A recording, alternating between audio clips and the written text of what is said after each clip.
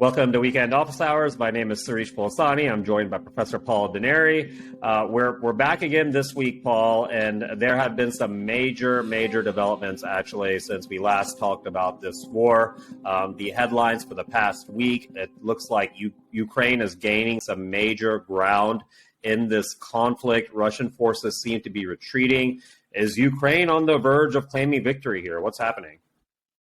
Not victory in the big sense, but victory in the small sense they've already claimed. Yes. So my mantra from the beginning of this has been, don't listen to people who predict how the war is going to turn out because they're always wrong. And I don't know anybody who predicted this. My guess is there were some people very high up in, some military intelligence agencies who saw this coming, but none of the rest of us did.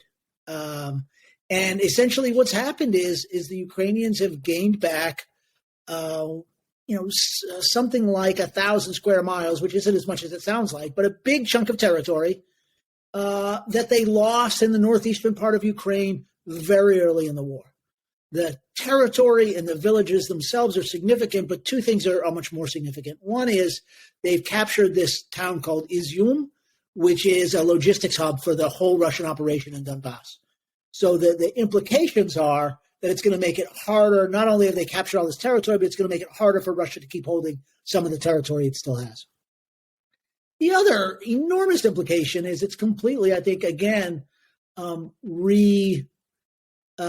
it's forced us all to rethink our understanding of what this war is like. We were all talking about stalemate, and now you have this big advance. And, of course, it raises real questions about the staying power of the Russian army. We talked a little bit, sort of very hypothetically about the idea that the Russian soldiers might not want to fight. But this was a pretty substantial defeat that, as far as we can tell, involved a lot of just cutting and running. You said this was unexpected and none of us had seen this coming. So what were the set of circumstances that took place that allowed Ukraine to do this? Well, the prelude it was a massive Ukrainian buildup at the far other end of the war, right down in southern Ukraine on the Black Sea coast around a place called Kherson.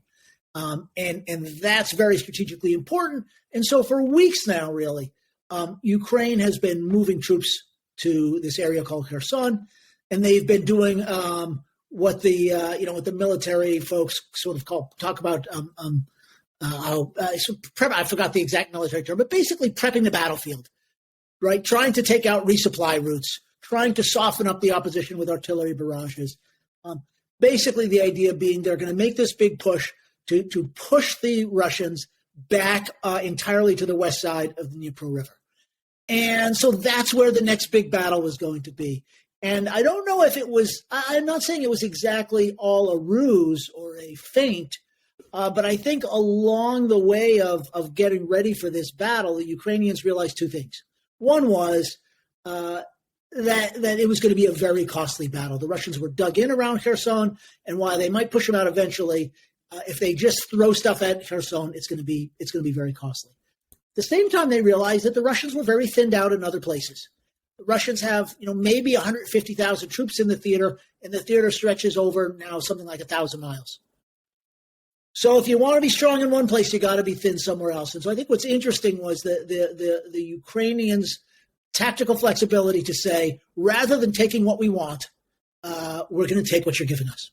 And what you seem to be giving us is that. But it seems like a major issue with Russian morale as well, right? Didn't they give up ground? Was there a lot of surrendering that was happening? There was a lot of retreating more than surrendering, and I think part of that, I think there were a mixture of things going on, but I think part of it was actually the wisdom of Russian commanders to recognize that their troops were outnumbered and they were being outmaneuvered, and if they didn't fall back, they were going to be surrounded and captured. So either way, it's a rout, but in a way for the Russians, it's probably better to be routed by falling back than being routed and captured. But they left a ton of equipment behind, which again is significant in two respects. One is that supplies are a big problem in the war, and actually a lot of the equipment Ukraine has fought with from the beginning is equipment that's captured from Russia.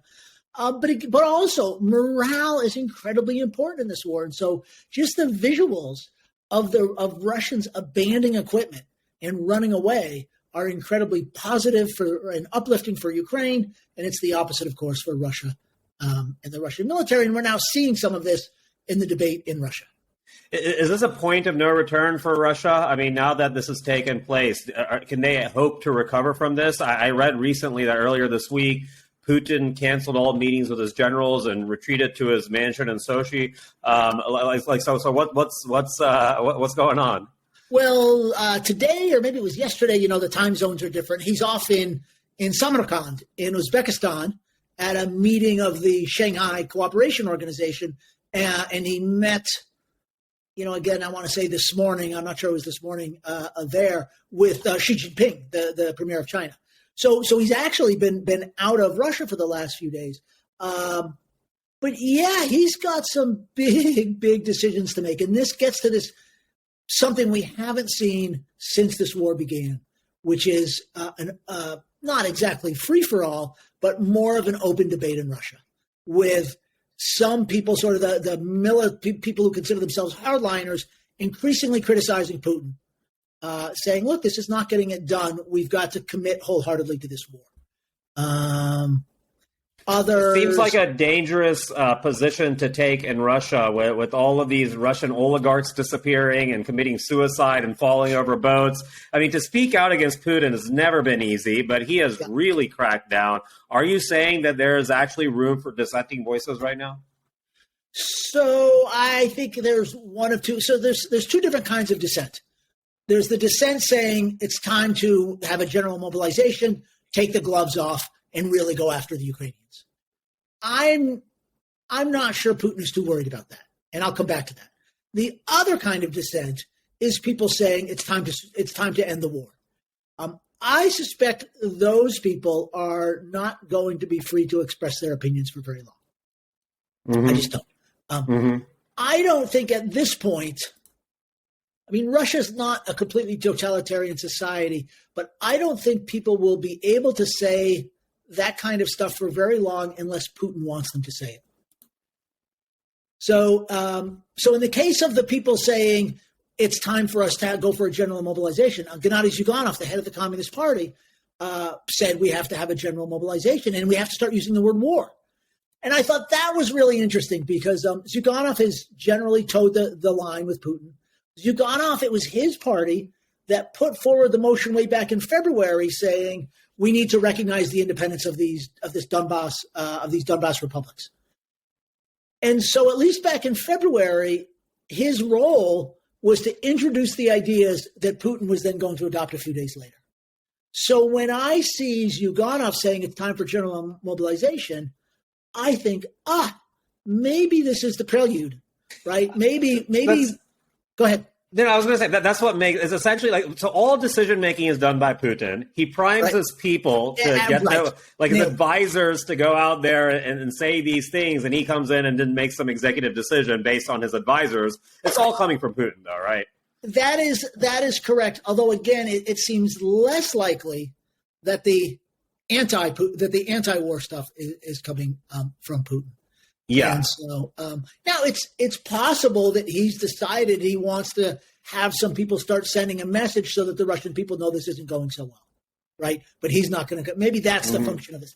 I don't think it's all scripted, but I do wonder whether the stuff from Zyuganov about a mobilization is scripted. And whether he wants to say, "Well, I'm reluctant to do this, but the people are demanding it." Mm-hmm, exactly. And when you say general mobilization, what you're talking about is conscription, like literally conscription like a on draft. A large scale. Like a draft in Russia, essentially? Yeah. And actually, Zyuganov, who I don't generally think of as a towering intellect, he said something that I think was important, which was if you talk about mobilization, you're not just talking about the draft. You're talking about putting the whole economy on a war footing. You're basically taking society to war. And it's a big deal. And so I think leaving aside trying to read tea leaves, I think that the dilemma that Putin's probably had for several months now is much more intense now, which is he needs to decide whether he really wants to up the ante or whether he wants to take the risk of more military defeats. I will say this. I read reports both from Olaf Scholz, the German chancellor, who apparently spoke with Putin in the last few days, and with the UN Secretary General. Both of them said after talking with Putin, he's resolute. He's showing no signs that he wants peace. I mean, so the way I was thinking about this is that this war is not an existential threat to Russia, but it certainly could be to Putin. And, for him, like, winning is everything here. Otherwise, he's going to have a very, very loose grip on power. Yep. So I assume he will try and pull out all the stops to try and get that done, even if it does mean general mobilization. No, I think you've nailed it. And I'm going to repeat what you said because you said it better than I could have. It's not existential for Russia, but it is existential for Putin.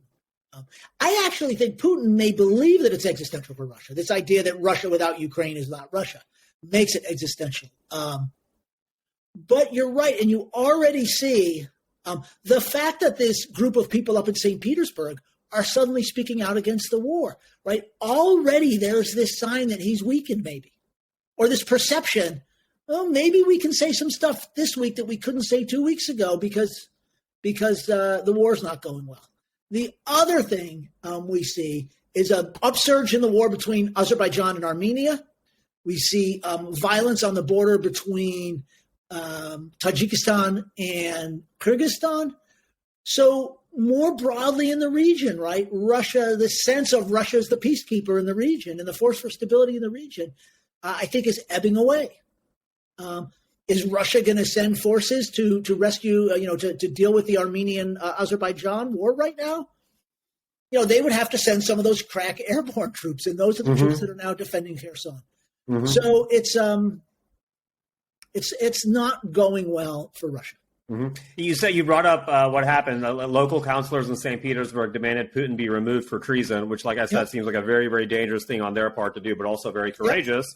It seems they face some consequences, the likely dissolution of their district council following a judge's ruling and a fine. But what capacity does Putin, do you think, have to still, he had his hands, like, not only all through Russia, like worldwide, essentially, and his ability to execute people and put down dissenters. Does he still have those same capabilities, do you think? I would assume it's weakened to some degree. I think in the moment he does, which is anybody, if, Putin picks up the phone and says, that guy needs to fall out a window, that guy's going to fall out a window. And there's been a real epidemic of people falling out of Russian windows or shooting themselves in the last couple of weeks, elite Russians, apparently connected in particular to the energy trade. So he can do that, but the more he has to do it, of course, the harder it becomes. And more to the point, the more it begins to appear that Putin might someday be leaving power. I mean, we know eventually he'll die. But when his departure becomes thinkable and foreseeable, all of a sudden everybody's incentives change. Right now, the incentive is do whatever Putin says, kiss his butt, right? Don't cross him. Mm-hmm. His enemies are your enemies. Yeah. As soon as that begins to waver, people have to hedge their bets and say, what position do I want to be in post-Putin? And that's the danger for him. That can flip. That's what you call a tipping point, and that can tip very, very quickly. Now, I want to stress, I don't think we're near that point yet, but we're a lot nearer to it than we were a week ago or a week and a half ago. Yeah. I mean, just to think, at least in the headlines, I mean, we're talking about at least 8 oligarchs recently, like you said, all tied to the energy sector. Russian energy chief dies after falling off boat. There's multiple ones where suicide, multiple ones. It's murder-suicide, where the entire family is apparently killed by the person and they commit suicide. Yeah. What Putin is actually likely doing is executing entire families at this point, right? Yeah. This is wild to think about to some degree, also very sad. And these are people previously very loyal to Putin, but obviously there seems to have been some sort of conflict between them and Putin. Well, let me stress, we don't know if it's Putin who's ordering these murders. Obviously, he could, but let me just give you another hypothesis, right? Which is the whole Russian oligarchy has been shaken up by sanctions. There's a lot of people who don't have the access to money that they had 6 or 8 months ago. So there's a whole bunch of very powerful people going after essentially what's a shrinking pie. And Putin is distracted with all this other stuff. So you can easily imagine some of these oligarchs saying, it's time to make a move for this. It's time to make a move for that. And it's not so much that Putin's ordering these things, but again, because he seemed to be distracted elsewhere, people feel they can get away with things that 6 or 8 months ago they might not have done.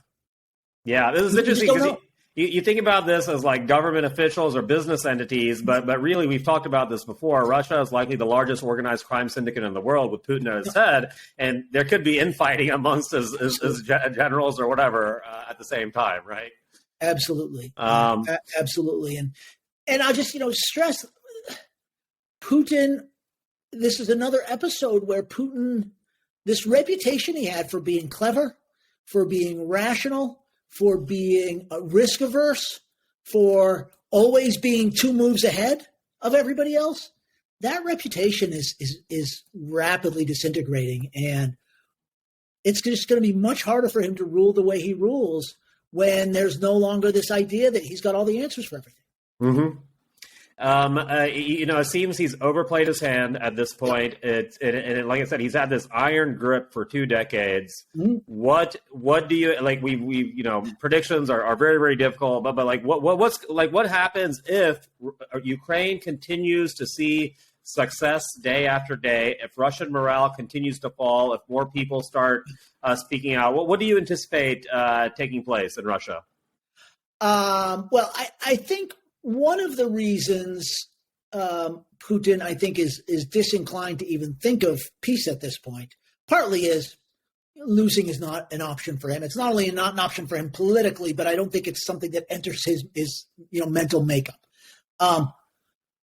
But there's a lot of military cards that Russia has not yet played. And we saw just a little bit of this in the last week, which is essentially bombing civilian targets. And I think one of the things that he thinks he can do is raise the cost of the war for Ukraine dramatically, right? He's not carpet bombed Kiev. He's not carpet bombed Lviv. He's not accidentally melted down the Zaporizhia nuclear power station. So I think he has a sense. I actually think he's wrong about this. And there's plenty of evidence from World War II as well as from Vietnam that carpet bombing people does not make them want you to rule over them. Mm-hmm. It just increases people's resilience. But nonetheless, I think that he believes that he's got a lot more cards to play. Mm-hmm. What does it mean in Russia? I think in the next week to 10 days, he's got some decisions to make. And they're linked. They're linked decisions about how to regain the initiative in the war. Because now, even if he's got a plan to win the war 5 or 10 years from now, he's now sort of got a morale and public relations problem that he's got to address. He's got to give some sign of things going well. So he's got a how to fight the war problem, and linked to it, he's got a how to deal with this domestic dissent problem. Mm-hmm. My guess is more bombing of civilian targets in Ukraine, coupled with selective but demonstrative crackdown on dissenters at home. Mm-hmm. As Ukraine, if Ukraine continues to have victory, does this move us closer to increased risk, at least, of Putin thinking about nuclear weapons or even utilizing nuclear weapons?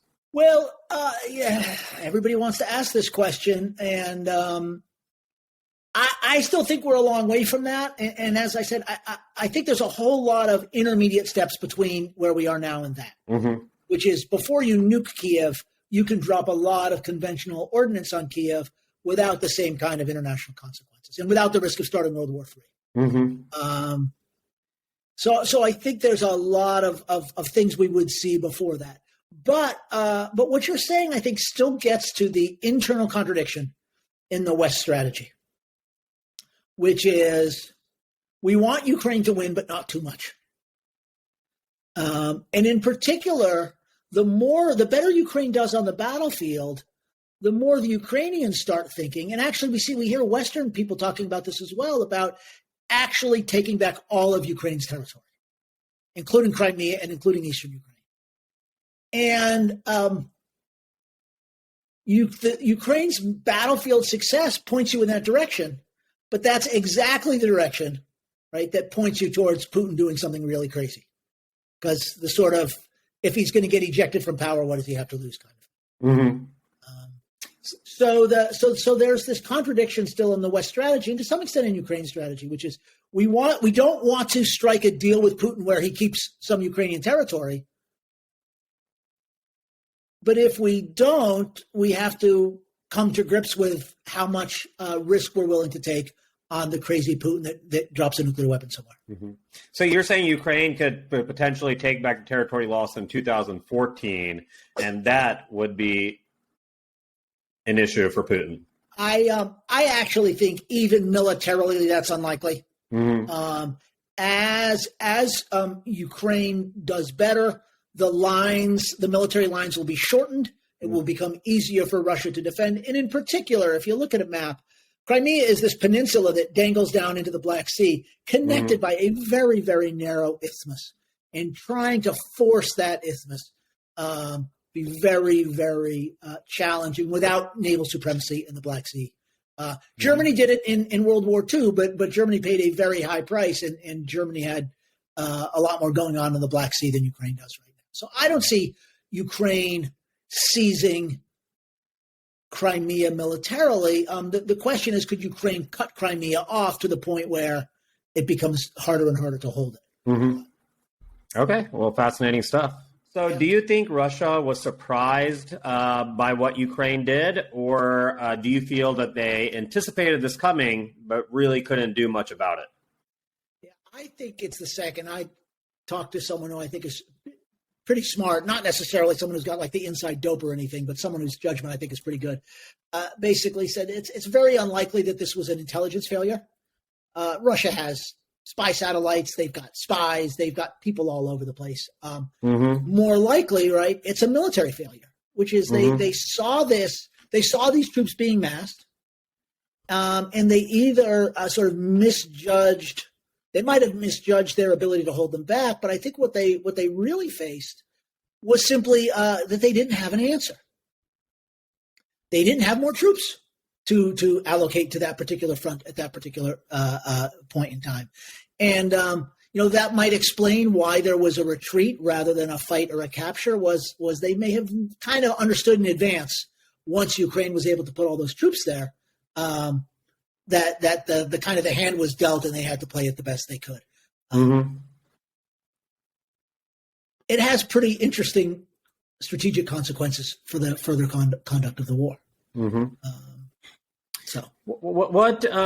So as far as this Ukrainian advance, how much of this had to do with the support that they've been getting from Western nations, allies, whether it's weapons support, intelligence support? How much does it have to do with outside support? Well, the fighting, the bravery, the dying, that's all getting done by Ukrainians. But I don't think there's any doubt that particular kinds of weaponry, particularly highly accurate long-range artillery systems, the so-called HIMARS, has been something of a game changer. They haven't been deployed in huge numbers, but they have such an amazing effect. Their ability to throw a 200 pound, I think it's a 200 pound projectile, many miles and put it on a dime. It means you don't need to throw lots of shells out there. So they've had a huge effect disrupting Russian supply lines and disrupting command and control. And this is the other thing that I think the United States, maybe the United States, but certainly the allies in general have provided, which is intelligence. Satellite-based intelligence. So if you have satellite intelligence that tells you where a command post is, and you've got a highly accurate artillery system that can hit it, you can make life pretty miserable. Yeah, so it's and like you said, the bravery, the courage, the lives. This is all Ukraine, and it's been pretty fascinating to see this past week that actually some progress being made. Can you give us some context on what's happening in Kherson? The Battle of Kherson. What is the significance of this, and what's actually taking place there? Yeah, so Kherson, and again, we try to keep this podcast technically simplified, so we don't throw up lots of maps. Kherson is on the west bank of the Dnipro River, and so it's the one chunk of territory that Russia controls on the west bank of this very big river. So from the Russian perspective, they want to control this foothold, because then sometime in the future they may be able to go all the way to Odessa into basically the Danube River Delta. The Ukrainians, it's the opposite. We want to get them contained back on that other side of the river. This area also controls a canal that supplies water to Crimea. So if Ukraine could take this territory back, it recreates a big problem for Russia, which is how do you get water to Crimea, fresh water. Mm-hmm. So what's been happening is the Ukrainians have been doing this sort of softening up operations, but the Russians have moved in a lot of troops, and at least so far, it's the sort of battle that any gains that the Ukrainians make have come at a very high cost. What the Ukrainians are trying to do, is to continuously shell, to destroy the Russian bridges over the Dnipro River. The idea being, in particular, as you've moved lots of troops into this area, you need to supply them. And so their goal is only partly to just directly push these troops back, but also indirectly to make it impossible to supply them so they can't fight. Mm-hmm. I think it's just safe to say, so far, this is an area with a big mass of Russian troops and a big mass of Ukrainian troops. And like some of the stuff in the Donbass earlier, when Russia was attacking Ukraine, you can make advances, but you will pay a very, very high price for them. Mm-hmm. So the connection between that and what's going on in Kharkiv is the Ukrainians have basically said, okay, if you're going to throw all these troops down here, we're going to attack you where you're weak. And so now if the Ukrainians are able to keep on making advances elsewhere, right, they put the Russians in this sort of dilemma, which is where do we defend? Mm-hmm. Where do we defend? Mm-hmm. That makes sense. And then one last question for you, yep. Paul, is just I want to get your feeling for how much credit here does Zelensky deserve for his leadership during this conflict? Like we've seen him a lot. He's very media savvy. He's out and yep. Up front. But like you probably have better knowledge. But like what can we say about this man? 6 months into this war, who's led Ukraine through this? Yeah, I don't think he should be given credit, nor probably would he ask for credit for tactical decision-making, strategic decision-making. He deserves immense credit for the symbol that he's turned himself into. Unity is as the Russians are finding out, right? Unity is one of the most important things in a war. And just the ability to project unity, to say words that inspire people and bring them together is incredibly important. Think about Winston Churchill in World War II. I don't think anybody thinks Winston Churchill was a tactical genius. In fact, going back to World War I, he's responsible for some of the Gallipoli, right? He was responsible for Gallipoli, and he sort of was, they kind of tried the same thing at Anzio in World War II, and they were utter catastrophes. But what he did do is, give speeches with phrases like blood, sweat, and tears, and never have so. We'll fight them on the beaches. We'll fight them on the street. I still, you get chills just listening to that. That seems to be the major role of a leader during wartime. Right. And so I think what I really give Zelensky credit for, he's understood that role intuitively, and he's risen to it. From the very beginning, when this line that is going to go into all the history books, where he says, "I need ammunition, not a ride." That's just classic stuff. It's Henry V or Churchill kind of stuff, and so that's what I think he's provided, and I think he does deserve credit for it because not everybody can do that. Yeah, but it is so much of a leader's role, especially during wartime. I think is what he has projected. I mean, it seems the right man at the right time for Ukraine. Yeah, I've read a lot of course, the World War II history. In the United States, you had Roosevelt, who played much the same role, not quite with the panache that that Churchill did, but nonetheless, he said all the right things and did all the right things. But I was always interested by Dwight Eisenhower, who people generally regarded as not being a very strategically brilliant general, or he didn't go all dashing all over Europe like George Patton or whatever. And he was kind of boring. But what he did was keep the Americans and the Brits from killing each other and kept them focused on fighting the Germans and Italians. And so my point is there's different roles that need to be played. Yeah. And that makes sense. Yeah. Understands what his is. Mm-hmm. Mm-hmm. It's not clear to me that Putin understands what his is, because my sense is that Putin has completely overstepped into the realm of the generals. The generals don't feel like they can run the war.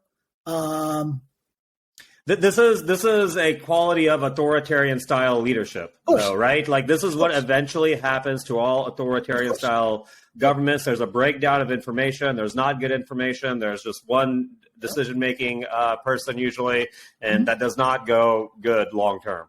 And, right. I mean, you think about Hitler. Hitler was a brilliant general until he wasn't. Mm-hmm. Yeah, all it takes is a few missteps, and you're done.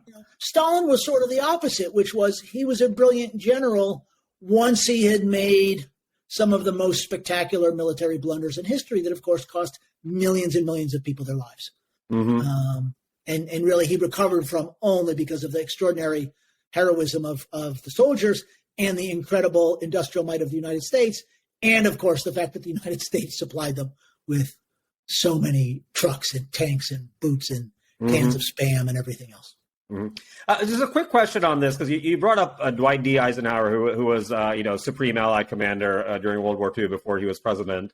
But during that time, Roosevelt was the president, and so is it safe to say Eisenhower was kind of the tactical genius or tactician and the strategic mind behind a lot of the military things that happened during World War II for the United States? No, I don't think so. And again, that's why I think he kind of gets bad press. He really had one job. There were other jobs. There were generals like George Patton, who was brilliant but irascible and egomaniacal. And on the British side, Bernard Montgomery, brilliant but irascible and egomaniacal. Also MacArthur, right? Is it Douglas MacArthur, who was in the Pacific Theater? They all seem to have the same qualities.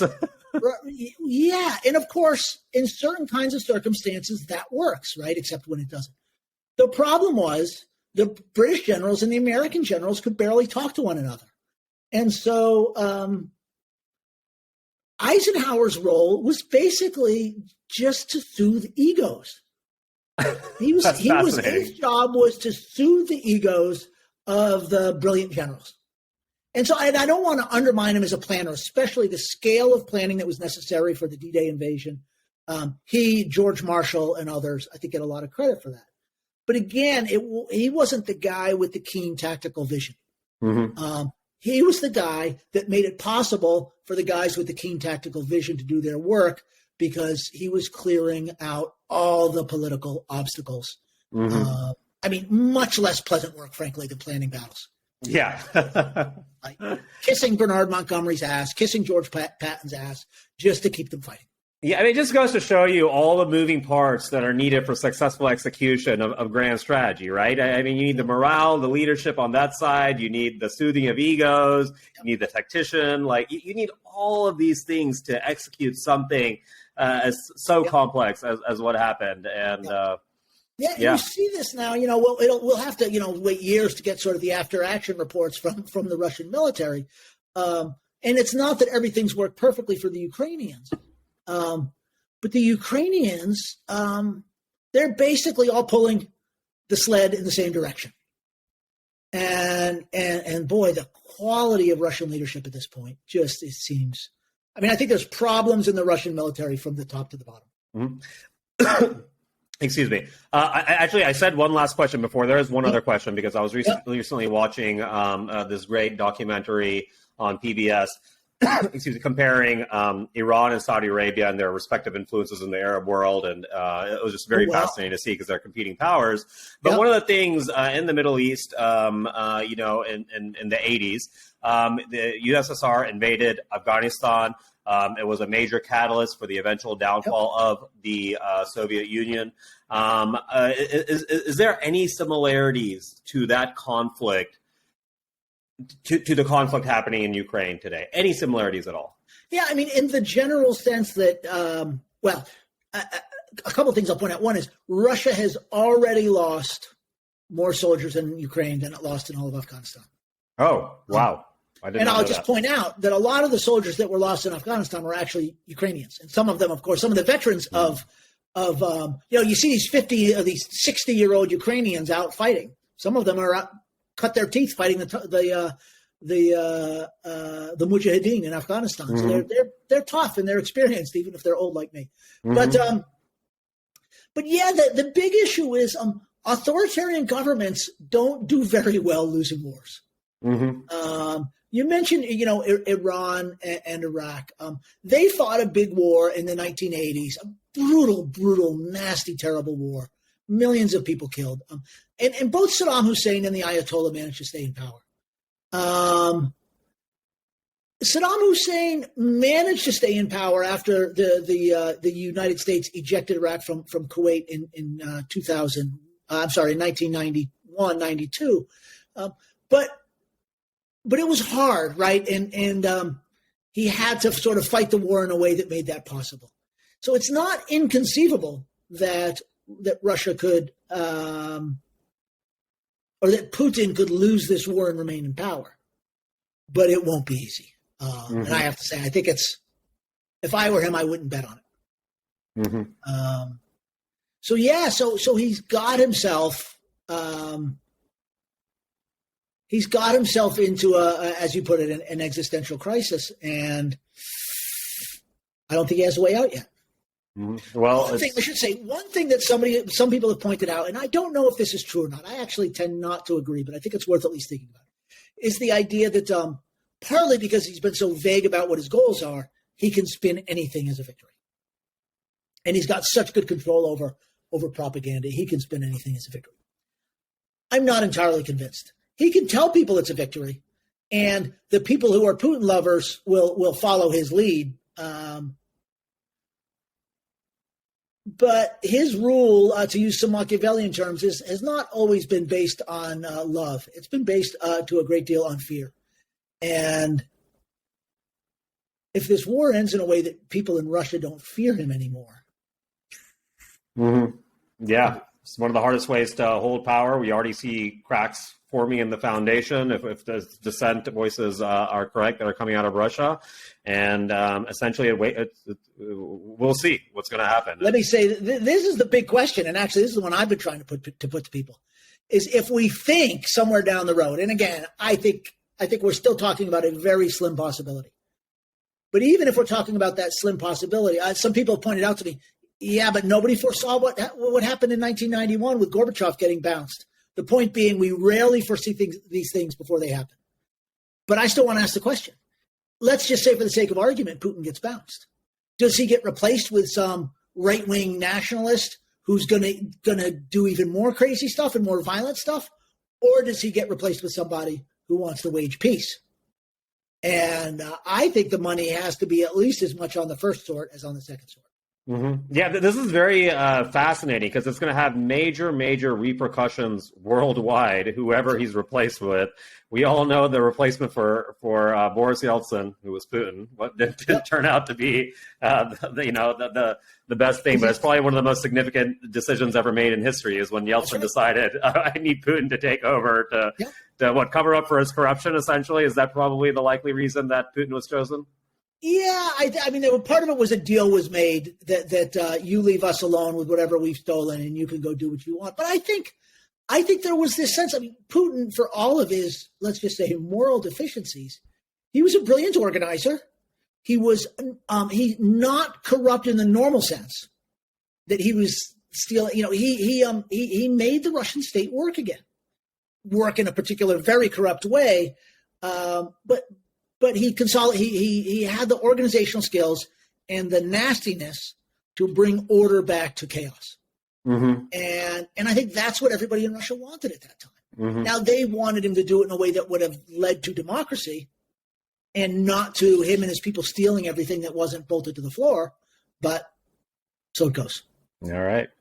Well, thank you so much for the insights once again, Paul. And right. hopefully next weekend we'll have some also other new developments to talk about. All right. Sounds good. All right. All right. Bye. Talk to you soon.